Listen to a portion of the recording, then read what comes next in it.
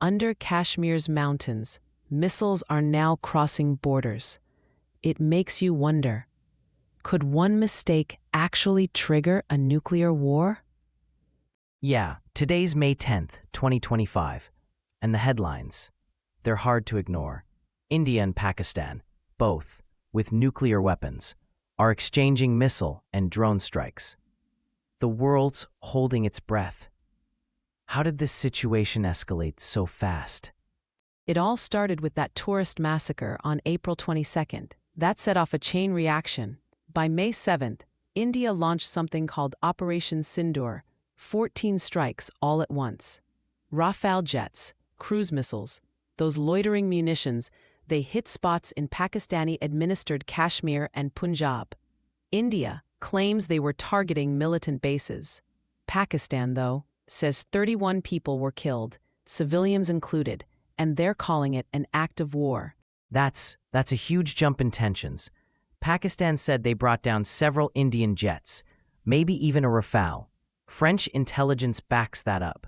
Then India sends in drones, and civilians are killed. Pakistan fires back with its own drones. 26 cross-border targets. It's tit for tat.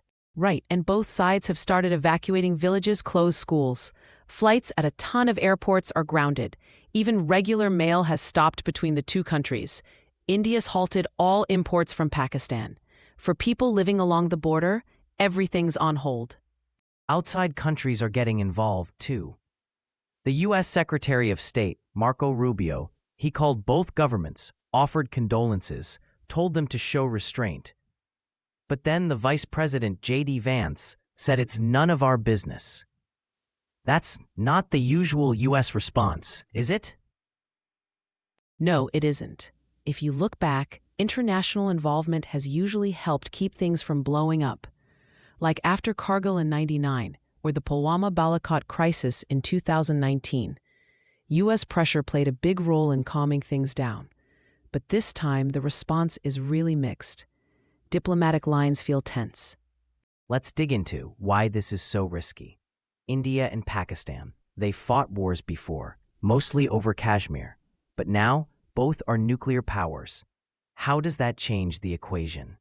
It changes everything. With nuclear weapons in the mix, it's not just about conventional fighting anymore. One missile, one misread move. Suddenly, you're talking about the risk of nuclear retaliation. Small military mistakes, false alarms, or attacks near sensitive sites could be mistaken for the start of a nuclear exchange. So even something like a technical glitch, a drone veering off, or if comms go down, that alone could spark a disaster? Exactly. That's actually what worries people the most. Just yesterday, on May 9, there was a 13-hour lull.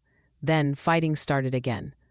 Now we're hearing about drones spotted in over 24 spots.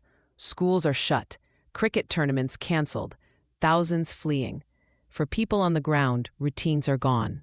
The human cost is huge. People are losing homes, jobs, some can't even reach hospitals. There's trauma, displacement, just layers of uncertainty. And the longer this drags on, the deeper those wounds get. If past crises taught us anything, it's that quick, neutral intervention is vital. Keeping talks going, addressing the root problem, Kashmir, and making sure both sides don't jump to conclusions about each other's moves. All of that is key to avoiding escalation. But will outside powers actually step in this time? Or is it going to be more of that not our problem attitude? That's the big question.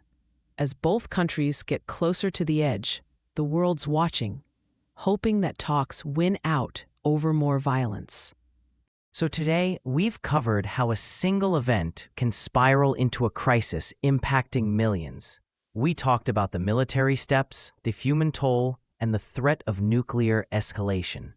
The stakes really couldn't be higher. Thanks for staying with us as we followed this unfolding crisis. With missiles lighting up the night, we're left with one question. What if the next strike crosses that final line? Stay tuned, stay informed. We'll keep tracking every new turn. Thanks for listening.